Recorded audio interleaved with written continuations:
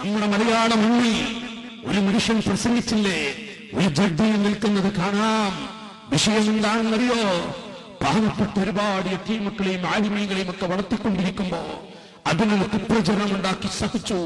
ജയിലറയിലേക്ക് CBIയുടെ ഓഫീസിലേക്ക് കൊണ്ടുപോകുമ്പോ അവിടുന്ന് കൊണ്ടുപോകുമ്പോ യാതൊരു വിഷമമില്ല, ഹിമ്മത്തിൽ സന്തോഷത്തോടെ പോകുന്നു. അപ്പോഴാണ് പ്രിയപ്പെട്ട അവിടുന്ന് പണ്ഡിതനെ കുറിച്ച് പ്രഭാഷണം നടത്തുന്നത്. നാളത്തെ പത്രത്തിൽ ഒരു ജഡ്ജിയിൽ നിൽക്കുന്ന ഫോട്ടോ കാണാം, ഒരു താടി വെച്ചവൻ. പക്ഷേ പിറ്റത്തെ ദിവസം പത്രം എടുത്തു നോക്കുമ്പോ അവിടുന്ന് ഓഫീസിൽ നിന്ന് പുഞ്ചിരിച്ചിറങ്ങുമ്പോ പത്രക്കാർ പെരുക്കുകയാണ്, അമ്പരന്നിരിക്കുകയാണ്. പത്രത്തിലുള്ള ആളുകളൊക്കെ തെറിച്ചുപോയി. പത്രപ്രവർത്തകര് എന്താണ് ഈ മനുഷ്യൻ ഒരു ഓഫീസിൽ നിന്ന് CBIയുടെ ഓഫീസിൽ നിന്ന് ഇറങ്ങുമ്പോ ചിരിച്ചിട്ടാണ് വരുന്നത്? ആ നിലക്ക്. പക്ഷേ ഇവിടെ സന്തോഷിക്കാൻ കാത്തിരിക്കുമ്പോ വല്ലാത്തൊരു അലർജി. സമാസത്തിൽ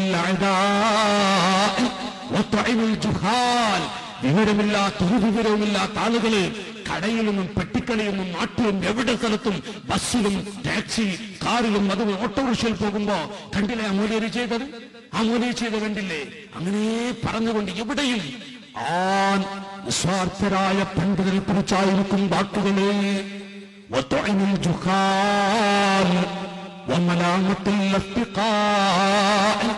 കൂടെ പഠിച്ച ആളുകൾക്ക് വരെ ആ മനുഷ്യന്റെ ഉയർച്ചയും ദറജയും കാണുമ്പോൾ അല്ലാഹു തആല വല്ലാത്ത ദറജ കൊടുക്കുന്നു. പല ഭാഗത്തേക്കും ആ മനുഷ്യൻ പറക്കുന്നു. പല രാഷ്ട്രത്തിലേക്കും അല്ലാഹുവിന്റെ അനുഗ്രഹം കൊണ്ട് ദീനിയായ പ്രവർത്തനത്തിന് വേണ്ടി ഇറങ്ങിത്തിരിക്കുന്നു. ഇന്നലത്തെ പത്രത്തിൽ ഇന്നത്തെ പത്രത്തിൽ കണ്ടില്ലേ, അവിടുന്ന് മിസ്രിൽ ഈജിപ്തിൽ ചെന്നുകൊണ്ട് വലിയ പണ്ഡിത സഭയിൽ കേരളത്തിലൊരു പണ്ഡിതൻ ഇരിക്കുന്ന രംഗം ഓരോ ഭാഗത്ത് ചലിക്കുമ്പോഴും അവിടുന്ന് കൂടെ പിടിച്ചതെന്ന് വരെ വിഷമം വരും. മറ്റു ആലിമീങ്ങൾക്ക് വല്ലാത്ത അസൂയ വരും.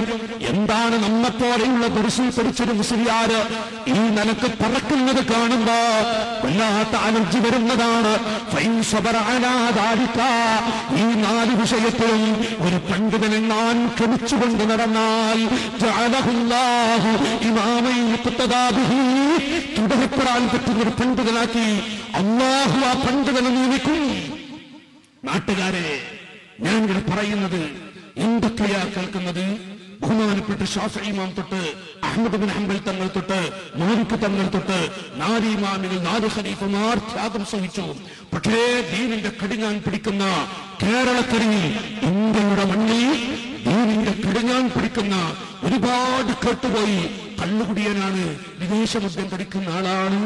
സുബ്ഹാനല്ലാഹ്, 4ഉം 5ഉം കൊല്ലം അവിടുന്ന് പഠിപ്പിച്ച് ചോറ് കൊടുത്തുകൊണ്ട് പഠിപ്പിച്ചു പോയ കുട്ടികളെ കൊണ്ടുവരെ വിദേശ മദ്യം കുടിക്കുന്നവനാണെന്ന് പറയിപ്പിച്ചില്ലേ, വ്യഭിചാരിയാണെന്ന് പറയിപ്പിച്ചില്ലേ? അവിടുന്ന് ക്ഷമിച്ചുപോയി. നാട്ടുകാരെ, ഒരു പണ്ഡിതൻ മഹാനായ ശൈഖുന കാന്തപുരം ഉസ്താദ്, അല്ലാഹു ദീർഘായുസ്സ് കൊടുക്കട്ടെ, ഒരു ബുദ്ധിയുള്ള മനുഷ്യൻ. ഞാനൊരു മദ്ഹിലേക്കല്ല കിടക്കുന്നത്. ഞാൻ ഈ ഹദീസ് എന്ന് പറഞ്ഞപ്പോ ഒന്ന് പറഞ്ഞുപോയി എന്ന് മാത്രം. ബുദ്ധിയുള്ള ആളുകൾ, നിഷ്പക്ഷമതികളായ ജേഷ്ഠാനുജന്മാരെ, ഒന്ന് ചിന്തിച്ചു നോക്കൂ. എത്ര യതീമക്കളെയാണ് വളർത്തിയത്? ആയിരക്കണക്കിന് കുട്ടികൾ ഉപ്പ എന്ന് വിളിക്കുന്നില്ലേ? ഒരു പെരുന്നാൾ ദിവസം മുഹമ്മദ് മുസ്തഫ നബി സല്ലല്ലാഹു അലൈഹി വസല്ലം അവിടുന്ന് ഇറങ്ങിത്തിരിക്കുന്നു. പള്ളിയിൽ നിന്ന് ഇറങ്ങിത്തിരിക്കുമ്പോ ഒരു ചെറിയ കുട്ടി, ആ കുട്ടി അവിടുന്ന് കീറിയ കുപ്പായം ധരിച്ചിരിക്കുന്നു. മാത്രമല്ല നല്ലൊരു ഭക്ഷണം കുടിച്ചിട്ടില്ല. ആ കുട്ടി ഇരുന്നിട്ട് കളിക്കുന്ന മക്കളെ നോക്കി റോഡരികിലിരിക്കുമ്പോ, മോനെ എന്താണ് നിങ്ങൾ കളിക്കാൻ പോകാത്തത്? എന്താണ് നിങ്ങൾ അങ്ങോട്ട് കളിക്കാൻ പോകാത്തത്? എന്താണ് മോനെ? ആ കുട്ടി എഴുന്നേറ്റുകൊണ്ട് പറഞ്ഞു, പെരുന്നാളാണ്, ബാപ്പയില്ല എനിക്ക്. ഉപ്പ ഉണ്ടെങ്കിൽ എനിക്ക് ചോറ് തന്നിരുന്നു. എനിക്ക് ഉപ്പയില്ല, ഉമ്മയില്ല. ഈ പെരുന്നാളിന് ചോറ് കിട്ടിയിട്ടില്ല. ഒരു കുപ്പായം എനിക്ക് ആരും തന്നിട്ടില്ല. ഈ വാക്കങ്ങ് പറഞ്ഞപ്പോ റസൂലുള്ളാഹ് ആ കുട്ടി അടച്ചു കൂട്ടിക്കൊണ്ട് അൻ അകൂന അബല്ലക് വആയിഷതു ലക ഉമ്മാ വഫാത്തിമതു ലക ഉഖ്താ. മോനെ, ഞാനാണ് നിന്റെ ഉപ്പ, ആയിഷ നിന്റെ ഉമ്മയാണ്, ഫാത്തിമ നിന്റെ പെങ്ങളാണ്. ഇത് പറഞ്ഞുകൊണ്ട് ആ കുട്ടിയെ കൊണ്ടുപോയി ആയിഷ, എന്റെ പൊന്നുമകന് നല്ല ഭക്ഷണം കൊടുക്കുക, ഞാൻ എന്റെ കുട്ടിക്ക് നല്ലൊരു വസ്ത്രം കൊണ്ടുവരാം. നല്ല ഭക്ഷണം കൊടുത്തുകൊണ്ട് അവിടുന്ന് റസൂലുള്ളാഹി പോയി വസ്ത്രം കൊണ്ടുവന്ന് കൊടുക്കുന്നു. ആ കുട്ടിയെ ധരിപ്പിച്ചുകൊണ്ട് മോനെ പോയി കളിക്കണം, എന്റെ കരളെ ആ കുട്ടികളുടെ കൂടെ കളിക്കണം.